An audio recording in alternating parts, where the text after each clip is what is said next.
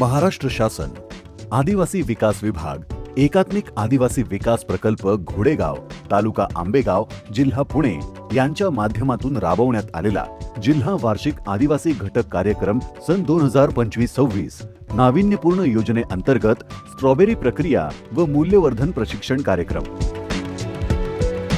एक असा उपक्रम ज्यामुळे शेतकऱ्यांच्या कष्टाला नवी दिशा मिळाली। आम्ही जी स्ट्रॉबेरी केली होती तिचा आम्हाला काही उपयोग होत नव्हता असं वाटत होतं, परंतु आता आमची उमेद वाढलेली आहे। इतकं सुंदर आणि इतकं सोप्या पद्धतीने शिकवलं। स्ट्रॉबेरीचं सगळ्या प्रक्रिया जाम बनवणे, सुपारी बनवणे, लोणचं बनवणे, पावडर बनवणे 10 प्रकारामध्ये आम्हाला स्ट्रॉबेरीचं महत्त्व पटवून दिलं। पुढील काळात आमचे शेतकरी आदिवासी शेतकरी भीमाशंकर स्ट्रॉबेरी महाराष्ट्रात कुठेही त्यांचं नाव होईल असं मला वाटतं। श्री भीमाशंकर परिसरातील आदिवासी शेतकरी जे आधी फक्त स्ट्रॉबेरीचं उत्पादन करत होते, आज त्याच स्ट्रॉबेरीपासून जॅम, सिरप, गुलकंद, क्रश अशी विविध उत्पादने तयार करत आहेत। सर्व शेतकऱ्यांना भावी आयुष्यात त्यांची आर्थिक परिस्थिती सुधारू शकते असं आम्हाला आता तरी वाटते।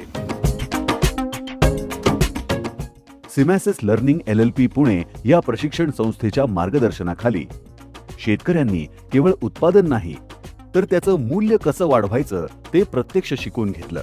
आदिवासी विकास मंत्री नामदार डॉक्टर अशोक उईके साहेब यांनी नाविन्यपूर्ण योजनेतून प्रशिक्षण देण्याबाबत सूचित केलं होतं। माननीय जिल्हाधिकारी महोदयांनी नाविन्यपूर्ण योजनेतून निधी उपलब्ध करून दिला, त्यामुळे ह्या सर्व शेतकऱ्यांना स्ट्रॉबेरीच्या उत्पादनावरती प्रक्रिया करून मूल्यवर्धित यांचं कसं होईल या अनुषंगाने तर जवळजवळ सर्व 150हून अधिक शेतकऱ्यांना ट्रेनिंग दिले।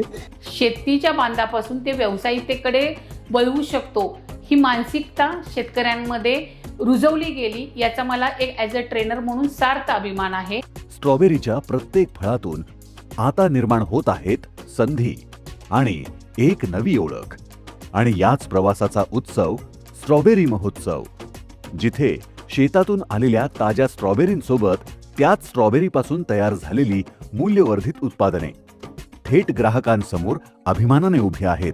55 शेतकऱ्यांनी स्ट्रॉबेरीचं पीक घेतलं, ते पीक आता या ठिकाणी आलेलं आहे आणि त्याच्यामध्ये लोकल मार्केटच्या बरोबरीनं परदेशात सुद्धा दुबईला एक्सपोर्ट असं झालेलं आहे। 4 एप्रिलला स्ट्रॉबेरी महोत्सव पुण्यामध्ये होणार आहेत आणि त्या स्ट्रॉबेरी महोत्सवमध्ये भीमाशंकर भागाचे सर्व शेतकरी जे आता सध्या स्ट्रॉबेरीचं उत्पादन केलेलं आहे ते त्याचे प्रोडक्ट्स जे व्हॅलिडेशन करून त्यांनी केलेलं आहे त्या ठिकाणी स्टॉल लावून तेही विकणार आहेत आणि जे रोज स्ट्रॉबेरी विकून त्यांना जे फायदा झाला असतात त्याच्यापेक्षा 2.5 पट फायदा आता व्हॅलिडेशनमुळे त्यांना होणार आहेत। तर हा स्ट्रॉबेरी महोत्सवचा मी सर्व जे स्टेक होल्डर्स आहे, शेतकरी आहे, जे आयोजक आहे त्यांना शुभेच्छा देतो। स्ट्रॉबेरी महोत्सव हा केवळ एक कार्यक्रम नाही, हा आहे स्वावलंबनाकडे जाणारा मार्ग। हा प्रवास आहे शेतीपासून उद्योगाकडे आणि आत्मनिर्भरतेकडे टाकलेलं एक महत्त्वाचं पाऊल।